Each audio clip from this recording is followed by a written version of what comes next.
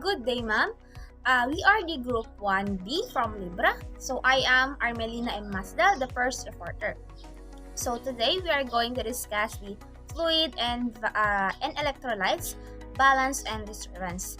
So fluid and electrolytes. So electrolytes are important.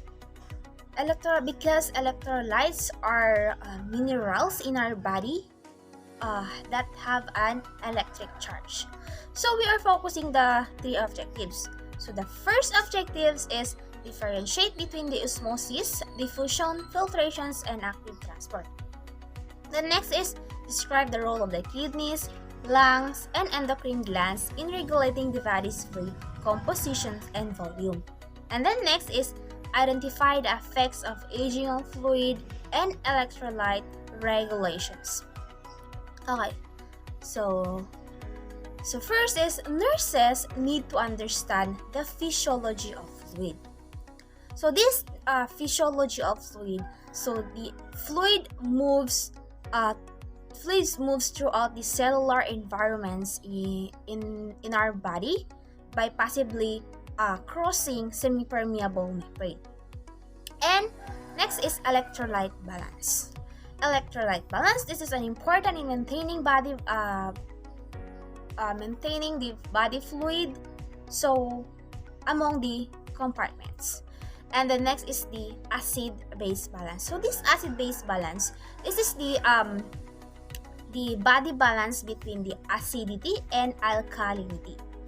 And then so these to anticipate, identify, and respond to possible imbalances.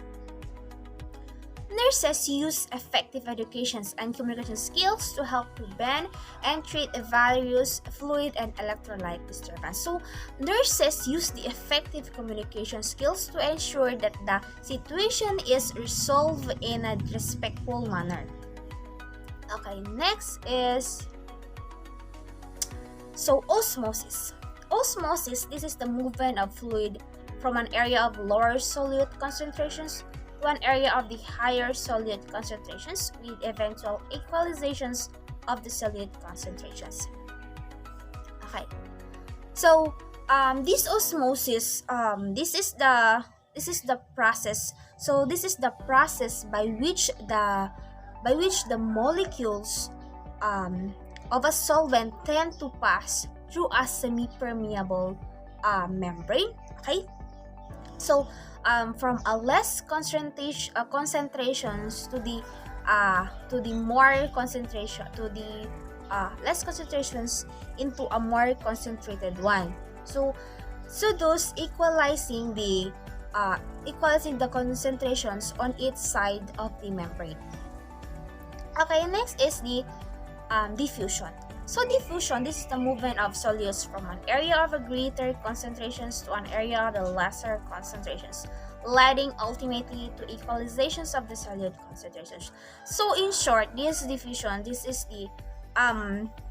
the spreading of something more widely. So okay,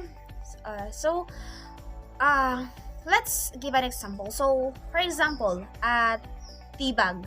So a tea bag immersed in a cup of hot water. So it will get diffused into the water and change its color. So in the next example is if you spray a perfume, so it will get diffused into the air and by sense and we can sense the odor. So that's all for my topic.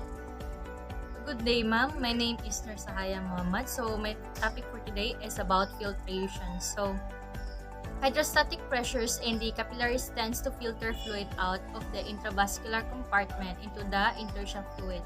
Filtrations is also the movement of water and solutes occurs from an area of high hydrostatic pressures to an area of low hydrostatic pressures. So, an example of this is the liquid and insoluble solid and also the filter funnel. So, the process of it is you're going to filter the liquid and insoluble solid into a filter paper. Then after that, it goes into a filtered solid. This is what we call as residue. Then the final outcome is filtered liquid, or what we call filtrate.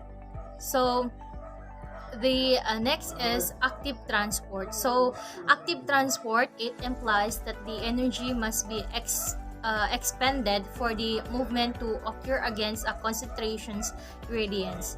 So this tendency is offset by the sodium potassium pump that is maintained by the cell membrane and actively moves sodium from the cell into the ECF. So active transport is usually associated with accumulating high concentrations of the molecules that the cells needs, such as iron, glucose, and amino acids. So another example of active transport, it includes the uptake of glucose into the intestines in humans and the uptake of mineral ions into the root hair of cell of plants. So that will be all. Thank you. Good day everyone. I am the next reporter. My name is Miraida B. Mercusin and my topic is the kidney functions and the lung function. So kidney function, vital to the regulation of fluid and electrolyte balance. The kidneys normally filter 180 liters of plasma every day in the adult and excrete 1 to 2 liters of urine. So how do the kidney works or function? So there are two kidneys, each about the size of a fist, located on the other side of the spine at the lowest level of the rib cage. Each kidney contains up to 1 million functioning units called nephrons. So chemicals and water are either added to or removed from this filtered fluid according to the body's needs. The final product being the urine was excrete. So,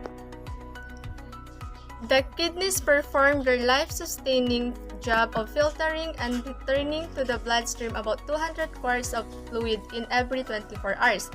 About 2 quarts are removed from the body in the form of urine, and about 198 quarts are recovered. The urine we excrete has been stored in the bladder for anywhere from 1 to 8 hours. So, next is major functions of the kidneys in maintaining normal fluid balance include the following: regulation of ECF volume and osmolality by selective retention and excretion of body fluids. Regulation of normal electrolyte levels in the ECF by selective electrolyte retention and excretion.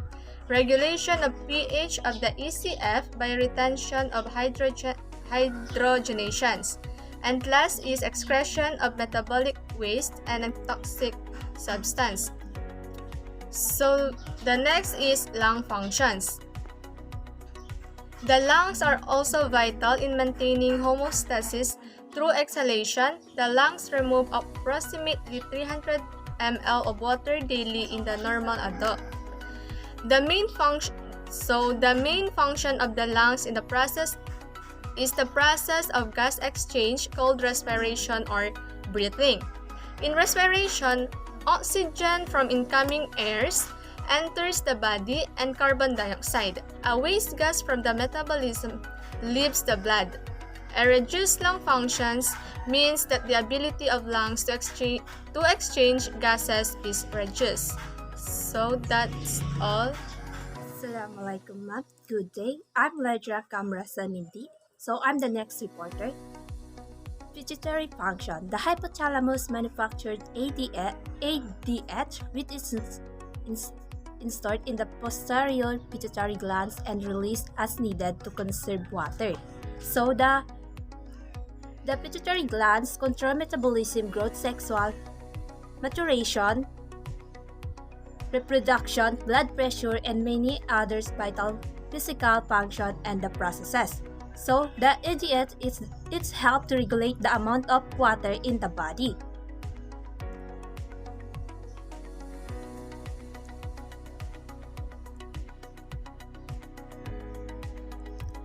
So if the pituitary gland doesn't function properly, it affects the vital parts like brain, skin, energy, mood, reproductive organs, vision, growth, and more.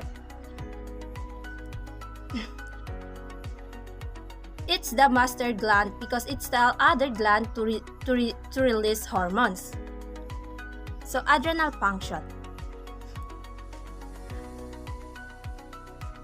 Aldosterone, a mineralocorticoid secreted by the zona glomerulosa, outer zone of the adrenal cortex, has been profound effect on fluid balance.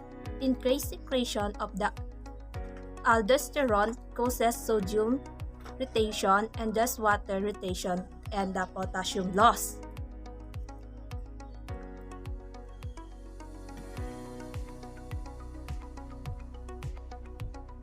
So the adrenal function, the adrenal glands help to produce hormones that help regulate metabolism, immune system, blood pressure, and response to stress and other essential function. The adrenal glands hormones which is help to regulate stress, metabolism, and supplements and other glands.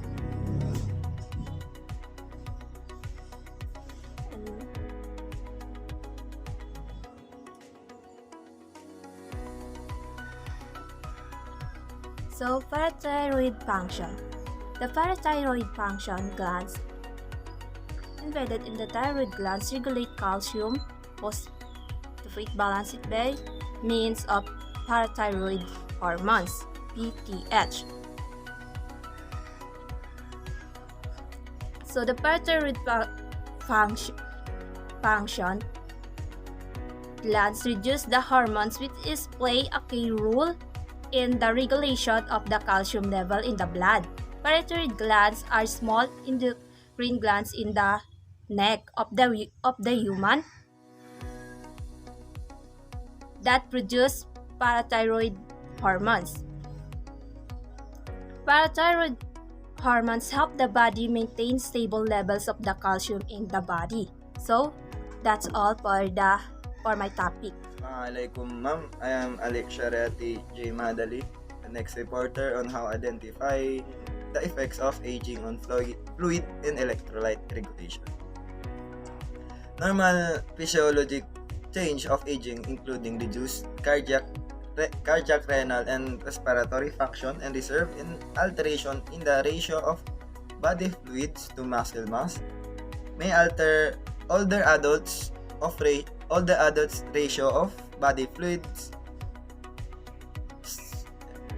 may alter older adults response to the fluid and electrolyte changes and acid-base disturbance. Decreased respiratory function can cause impaired pH regulation in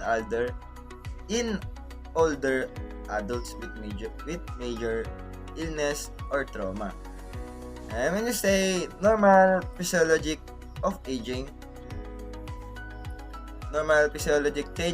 changes of aging, including the reduced cardiac, the renal, and the respiratory function. First is when you say physiologic aging, it is normal the humans as the year pass because we will grow in a certain of time, and the body, as we go on, the body will change.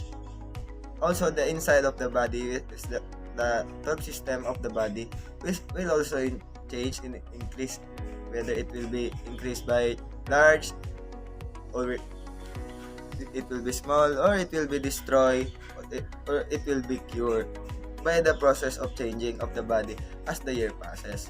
And then when you means reduce cardiac, the function of the heart will have been reduced by the year pass of a human body, and also the respiratory function will also decrease the gases in the lungs, decrease the pump in the lungs by the year pass, and also reserve the alteration and the ratio of the body fluids to muscle mass will also decrease by the year pass because of the changes of aging. And then the muscle mass may alter.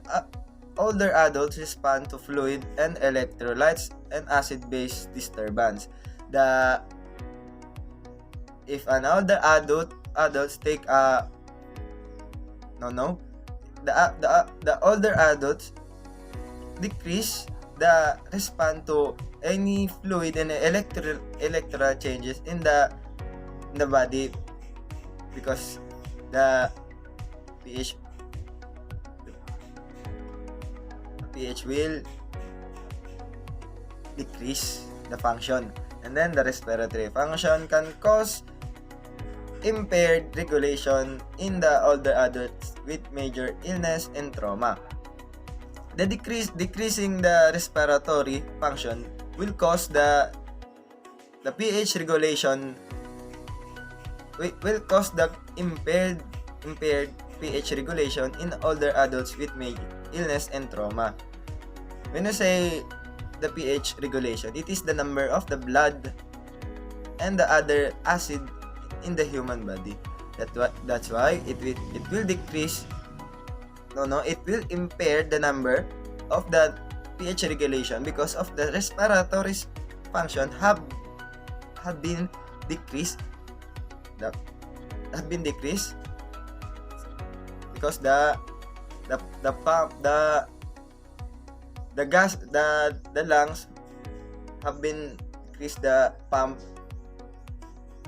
and the oxygen and the blood will also decrease,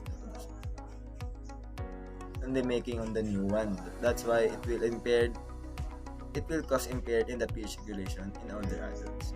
And that's all for my report. Thank you. Hello and good day. I am Medji Madison and I'm the next reporter. So today I'm going to report my topic, which is about renal function declines with age. So I'm going to explain it briefly. And as do muscle mass and daily exogenous creatinine production, therefore high normal, minimally elevated serum creatinine values may indicate substantially reduced renal function in older adults. Because of decrease in age-related muscle mass, older adults have lower concentration of body fluid that may alter physiologic responses. So, renal functions declines with ages. As your age, our kidneys and bladder change, and that change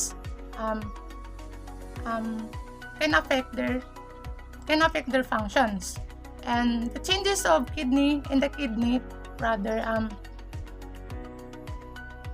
occur with the ages, and the amount of kidney tissues decreases, and the functions of kidney diminishes. And that would be all. Thank you.